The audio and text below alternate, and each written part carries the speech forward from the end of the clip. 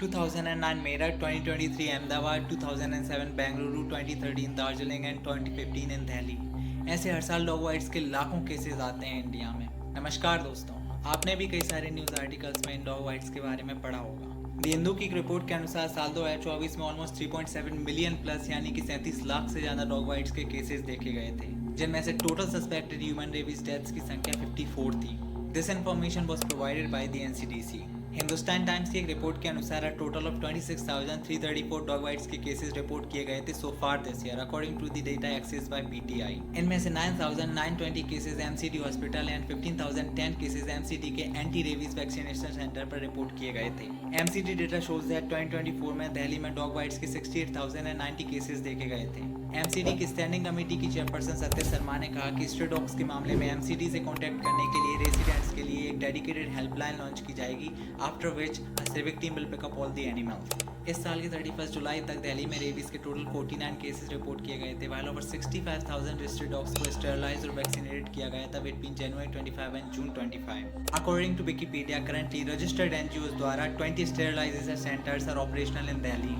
India में UP, Maharashtra and Odisha has the highest number of stray dogs, जबकि Maharashtra, Tamil Nadu and West Bengal has the highest number of dog bites. WHO के अनुसार rabies एक vaccine preventable zoonotic and viral disease है जो central nervous system को affect करता है।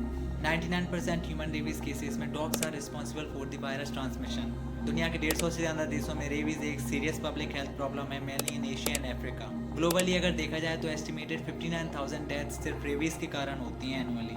रेबीज के कारण loss lives, livelihoods, medical care and associated costs as well as uncalculated psychological trauma पे हर साल ऑलमोस्ट 8.6 बिलियन यूएस डॉलर का खर्च आता है। रेबीज 2 टाइप्स का होता है, जिसमें पहला है फ्यूरियस रेबीज, जिसमें हाइपर एक्टिविटी है, excitable behaviour, hallucinations, lack of coordination, hydrophobia means fear of water जैसे कुछ सिम्टम्स देखे जाते हैं। इसमें डेथ रेबीज होने के कुछ दिनों बाद कार्डियो रेस्पिरेटरी अरेस्ट के कारण होती है। दूसरा है पैरालिटिक रेबीज, जिसे डम रेबीज भी कहा जाता है। इनिशियली इसमें फीवर, हेडेक एंड पैरालिसिस जैसे सिम्टम्स देखे जाते हैं, बट ग्रेजुअली पैरालिसिस इंक्रीज होता जाता है, leading to a slow development of coma and eventual death. However rabies deaths को प्रिवेंट किया जा सकता है विद पोस्ट एक्सपोजर प्रोफिलैक्सिस, जो कि मेडिकल ट्रीटमेंट की एक सीरीज होती है जो रेबीज को डेवलप होने से रोकती है। रेबीज इम्यूनोग्लोबुलिन्स, जो पोस्ट एक्सपोजर प्रोफिलैक्सिस का एक बेसिक फॉर्म होता है जो रेबीज के against immediate and temporary protection provide करता है। इसमें एंटीबॉडीज होती हैं जो वायरस को वुंड की जगह पर ही न्यूट्रलाइज कर देती हैं, जिससे बॉडी को वैक्सीन इंड्यूस्ड इम्यूनिटी को डेवलप करने के लिए और ज़्यादा टाइम मिल जाता है।